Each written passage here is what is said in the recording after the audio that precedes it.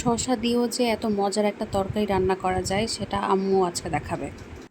শসা তো আমরা মেইনলি সালাদ হিসেবেই খাই, কিন্তু রান্না করার জন্য যে শসাটা আজকে লাগবে সেটা হচ্ছে বড় বড় পাকা শসা।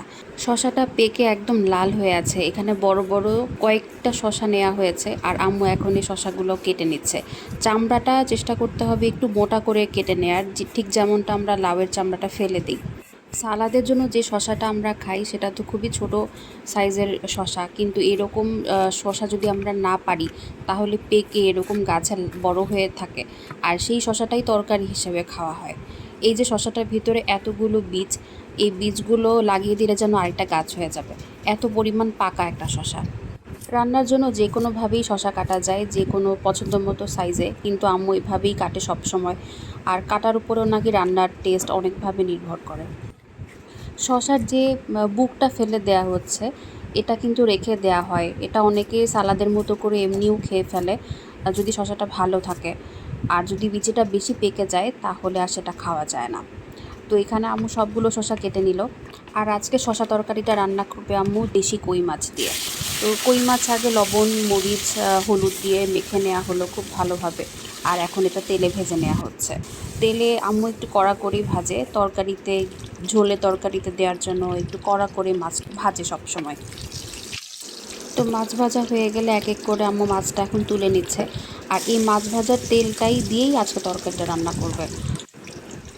প্রথমেই পেঁয়াজ ভেজে নিচ্ছে খুব ভালোভাবে,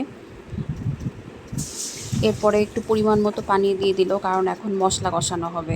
তো তরকারিতে যা যা মশলা দেওয়া হয় সেই সবগুলো মশলাই যাবে, হলুদ, মরিচ, জিরা গুঁড়া, ধনিয়া গুঁড়া, আদা বাটা, রসুন বাটা। আদা রসুন বাটা আমাদের একসাথেই বাটা থাকে, তো আম্মু আদা রসুন বাটাতে দিয়ে দিল। এরপরে দিল জিরা এবং গোলমরিচ বাটা একসাথে ছিল। তো এখানে প্রয়োজন মতো পানি দেয়া ছিল, আর এখন মশলাটা খুব সুন্দর করে কষানো হয়ে গেল, উপরে তেল চলে আসছে। এখন এই শসা তরকারিটা কষানো হবে খুব ভালো মতো, নেড়ে চেড়ে তেলের সাথে খুব সুন্দর করে মিশিয়ে দিল। আর কষানোটা ভালো হয়েছে বলি তরকারির রঙখনই এত সুন্দর। তো আম্মু ঢেকে দিল। তো কিছুক্ষণ পরপর নেড়ে নেড়ে দেখতে হবে, আর তরকারি থেকে কিন্তু শসা তরকারি যেহেতু পানি ছাড়বে, আর এই পানিটা দিয়েই এখন তরকারিটা কষানো হবে। তো কষানো হয়ে গেলে পরিমাণ মতো ঝোলের পানি আর সাথে মাছগুলো দিয়ে ভালো মতো ফুটিয়ে নিলেই তরকারিটা তৈরি হয়ে যাবে। এখানে আমার কিছুটা ফাইল মিসিং আছে, তো এখানে দেখা যাচ্ছে আম্মু একটু ঝোলের পানি দিয়ে দিল, তরকারিটা দিয়ে দিল, সাথে দুটো ডিম দিয়ে দিল। এই যে কোনো তরকারিতে আম্মু আমাদের জন্য ডিম দিয়ে দেয়। তো এটা হচ্ছে তরকারি ফাইনাল লুক। অনেক সময় এই তরকারিটাতে নারিকেল বাটাও দেওয়া হয়, আর সেই তরকারির ঝোল খেতে অনেক মজা হয়। আর এখানে কই মাছের বদলে যে কোনো বড় মাছ দেওয়া যায়, তবে কই মাছ দিয়ে চিংড়ি মাছ দিয়ে, বড় চিংড়ি মাছ দিয়ে করলে তরকারিটা অনেক মজা হয়। তো তরকারিটা কালার দেখে বোঝা যাচ্ছে যে ঝোলটা দিয়েই ভাত খেয়ে ফেলা যাবে।